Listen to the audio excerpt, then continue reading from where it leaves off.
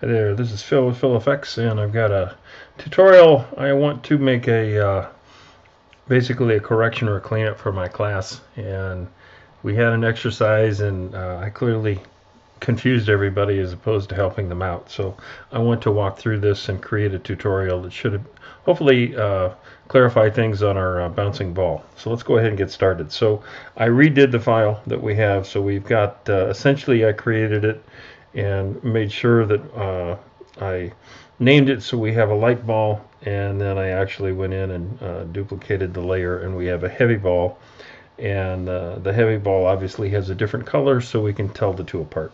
And I didn't change the size, and I have the start location of the two identical for the homework assignment. If you want to scale one and make one bigger or smaller than the other, that's fine. If you want one to start from the left and you want one to start from the right, that's fine. You can have it start from the middle. However it is you want to do it, I'll leave that up to you. The important thing is the heavy stiff ball, which is the blue one, should fall something like what you see with the reference videos of a bowling ball. In other words, it's going to hit and will come down, and it's not going to bounce too high because it's not too springy. It'll bounce up, come down, lose some energy very quickly because it is not too springy, and it will fall. The fall off on the bounces will go pretty quick.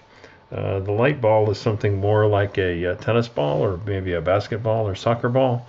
It will fall and bounce, it'll hit, come up, and the height at which the second bounce will, or the first bounce actually, should be fairly high, okay, maybe 60-70% of the height that it was dropped off from.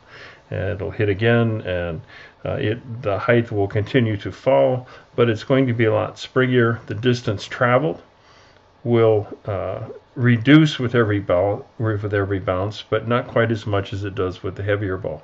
And so these are the things that you're wanting to try and simulate. I have a reference video actually that we can look at that is an animation that I did for a class that I took a while back, and let's take a look at that. And so I've got a heavy ball and a light ball.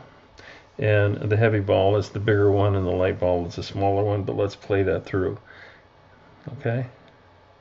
And so the light ball comes down and it's springy. The bounces are higher.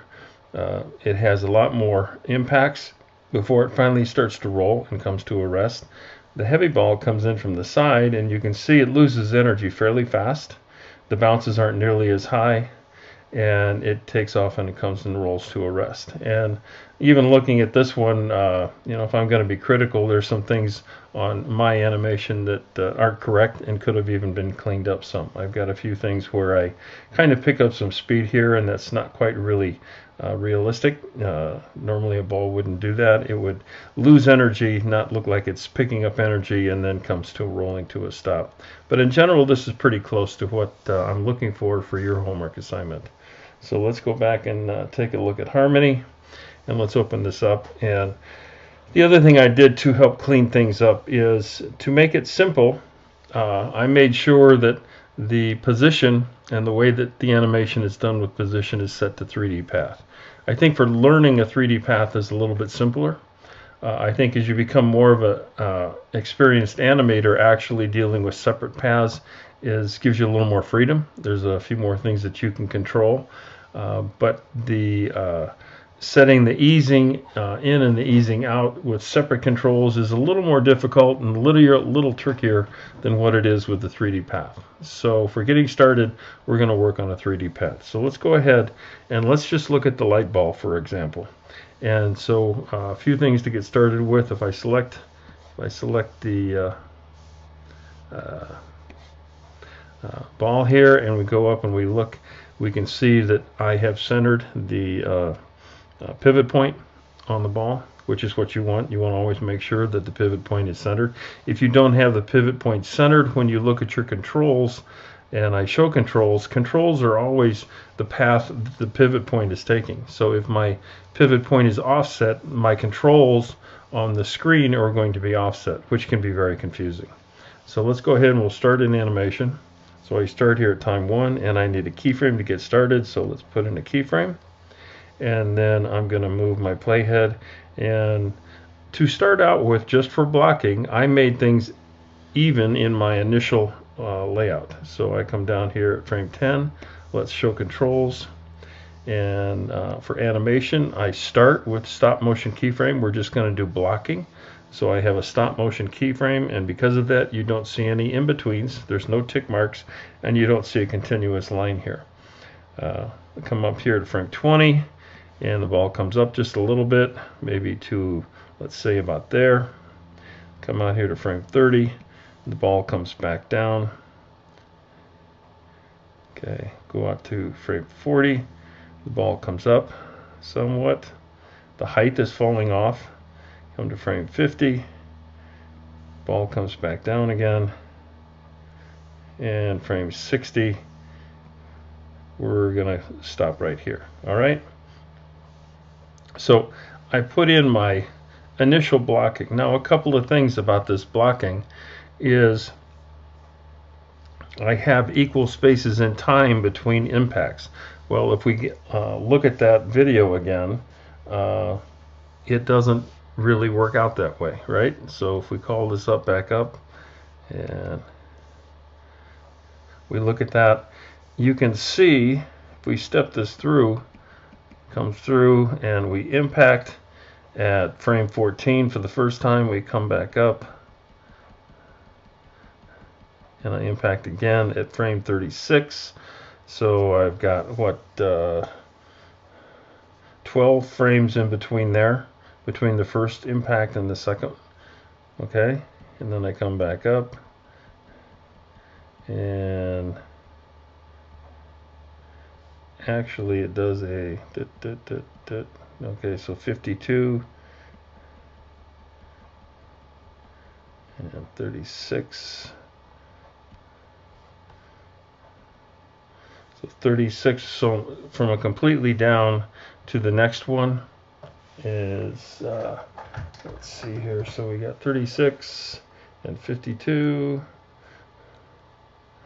So I got 16 frames between those two, but actually here I initially had a half cycle because it starts with it at a peak, and that was 12. So I'm really coming down from 12 to about 8, right? So the time, the number of frames in between bounces is increasing. So we're at 52 here. We come up and we come down, and this one occurs at 66. So at 66,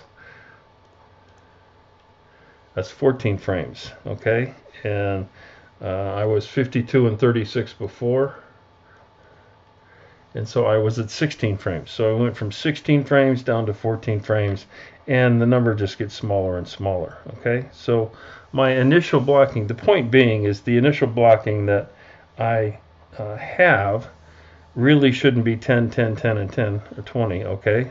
So I come down and I hit at 10, and I come up at 10, and I came down at 30. Well, really what's going to happen is this is really going to shrink some. So what I may want to do, instead of making this 10 and 10, so this starts from up here, this is at a peak, and I have 10 into here, and I come up to here and here. So maybe what I want is I want to take this and grab it and actually slide it one, okay? And you can grab one by clicking on it and then dragging. When it goes orange like that, I'm actually grabbing the keyframe and bringing it in.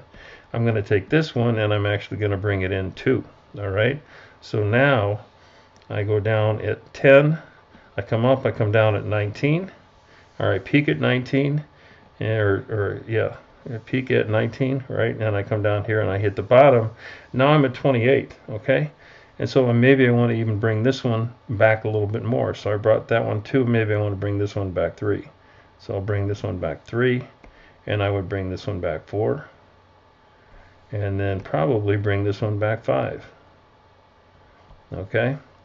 So as we look at this, the amount of time between peaks and valleys is getting smaller. It's getting faster, okay?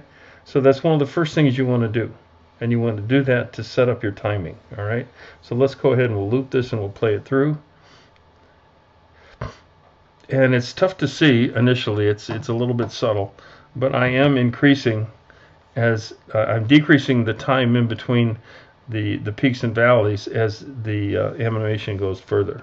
And what I may even want to do is when I come out here is bring that in even just a little bit more. And sometimes a simpler way to do that is I can go in and just grab all of these keys, excuse me, shift, select to there, and bring them all in one. Okay, so that you can see that selects all of them and brings them in one, and then take shift select here, press and drag all those one, and then go here, same kind of thing, shift select, drag that one, and then take this one and even drag that one more. So now I'm even accelerating that even more. Okay, so let's see what I got here. I got that one's at 19, 27,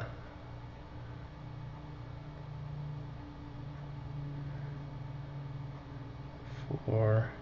So actually I think I want to take and bring that in even a little more.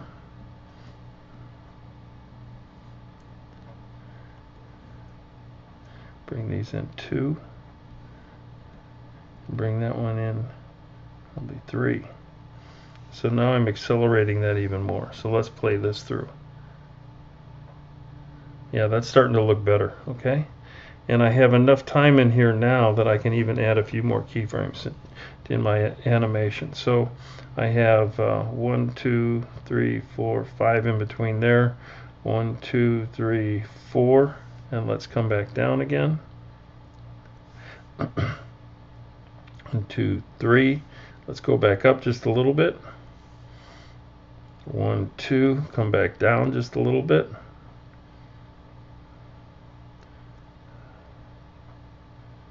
All right. 1. Let's come back up. Come down 1. Come back down. Okay, and at this point in time, it's probably going to roll out. All right, so what I want to do is I'll take this all the way out to here, and we'll just roll this, and I'm just going to come straight across here. And if I want to put a rotation on the ball, then we'll be able to show it rolling. So now for my blocking, it's substantially different than what I initially showed. So we can see this as it goes out. All right. So you can see that I have a change in my timing. Okay. And it just goes out like that. So then if we go through here, and now that I have it blocked correctly, we can go in and I can select this entire layer. Okay, right click, and we want to set this to motion keyframes, or I can use the keyboard shortcut Command K. So I can go Command K, and so now we can see we have more of a continuous, and you can see the waveforms as it's going. So let's go ahead and play this through.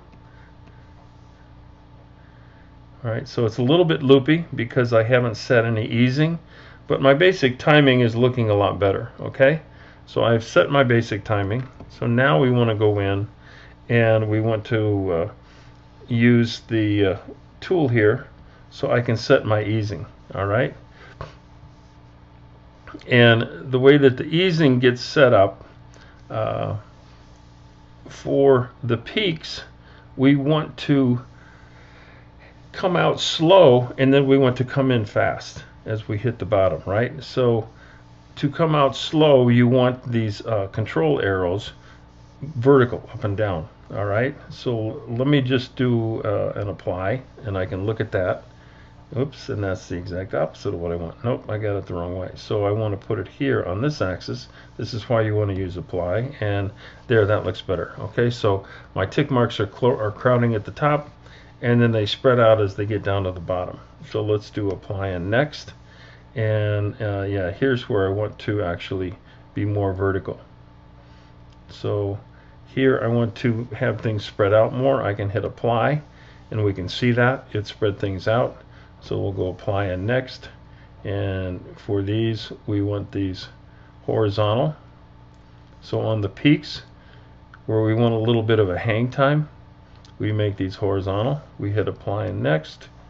And on the valleys, we want them a little more vertical because we want things to speed up as it comes down to the bottom. So I can apply and look at that. Let me say apply and next. So we're going horizontal here. We apply that. We crowd things up, apply and next. And we want to go vertical here. Hit apply. Again, that's spacing things out. Do apply and next, same kind of thing. Make these horizontal. Hit apply, go apply and next. Go vertical. Apply, take a look at it, apply and next. Horizontal. Pull these out just a little bit. Apply and next. Again, vertical, just a little bit. And from here on out, it's basically just going to roll and it's going to go out. So we just roll out. Okay, so let me close that. So then the last thing we want to do, let me go ahead and play that through so we can look at our easing. So that's looking better, all right?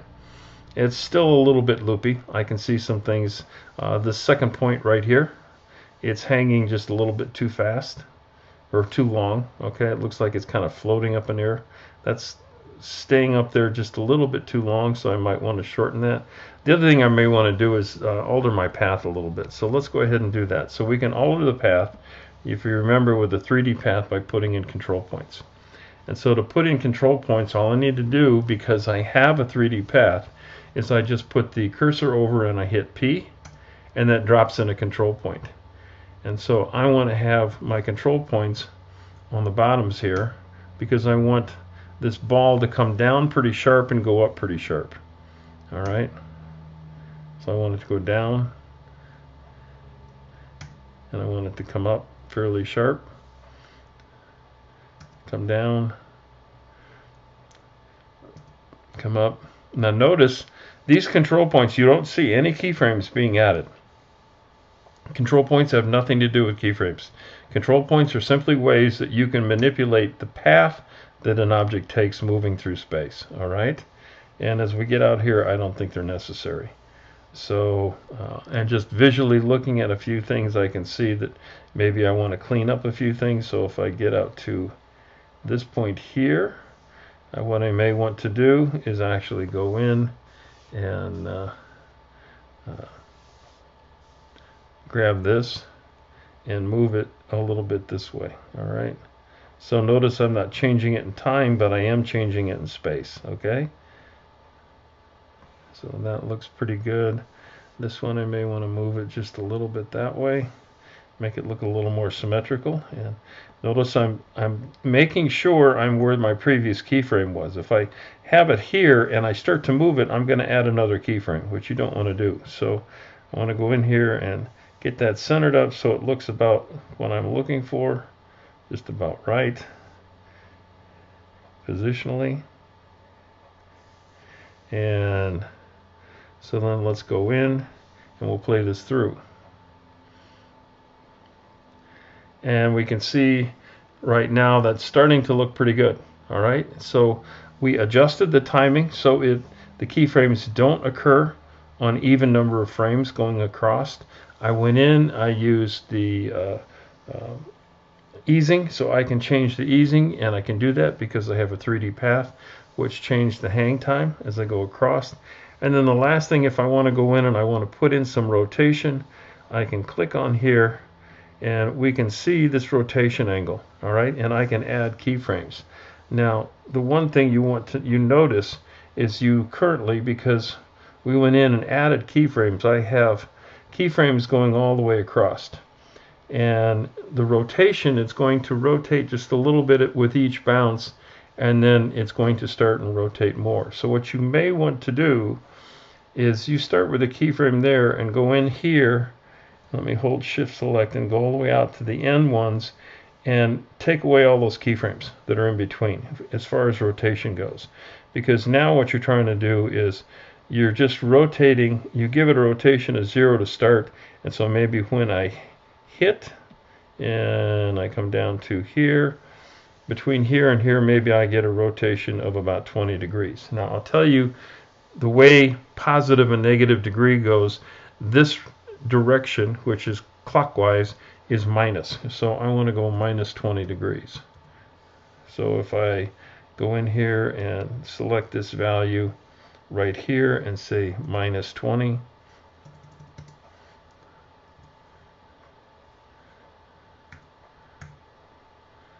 decimal point and hit enter. Okay, so now you can see that between here and here I have rotated the ball about 20 degrees. All right, and now if I don't do anything else, it's just going to stay there. Okay, so we have about minus 20 degrees. If I get up to here at its peak, maybe at this peak I say we've got another rotation, and maybe I'm at about minus 40 degrees here. So I hit that.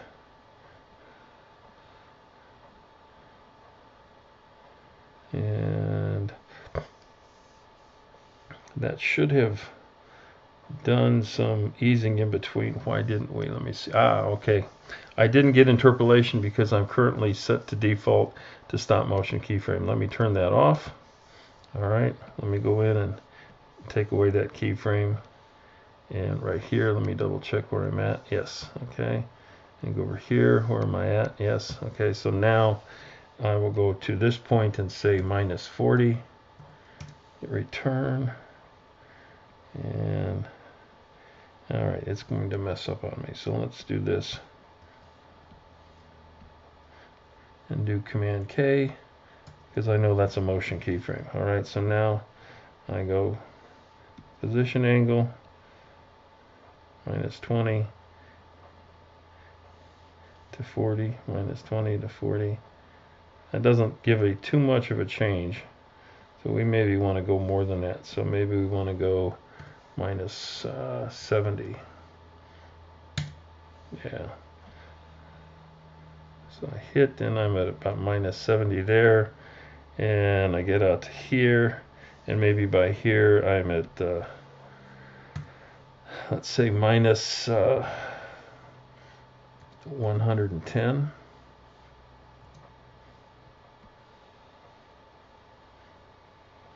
Okay, so then we get up to the peak here. I'm just guessing on these values. Okay, so then I go minus 160. What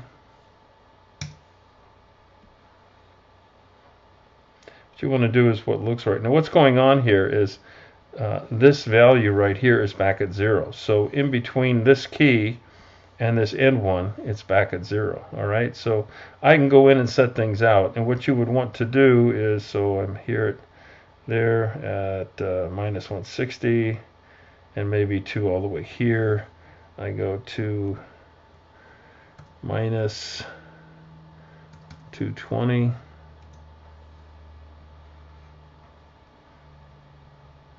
Okay, and then from there 220 to here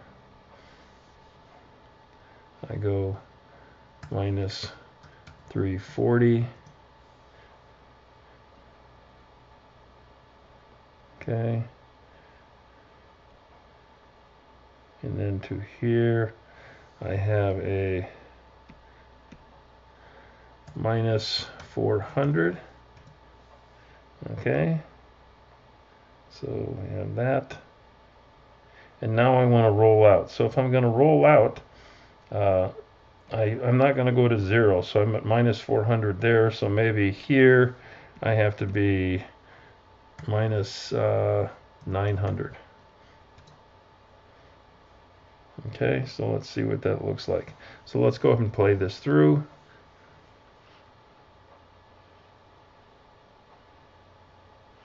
Okay, there's some obvious mistakes in here. Okay, you can see he's rolling out pretty quick, so I need to change that end speed, but you get the gist of what's going on. So I can add rotation with this position angle, all right, and we can play it through. So we added control points and we worked everything through. Now the key is with your heavy object, you want to do that, but you want, like I said, remember the reference video, which you will have, it's going to fall out harder. The height is not going to be as much, and the bounces are going to fall off quicker. So hopefully this will help you out. I apologize for my mix-up before, but I think this should clean things up for you. It's been Phil with Phil Effects.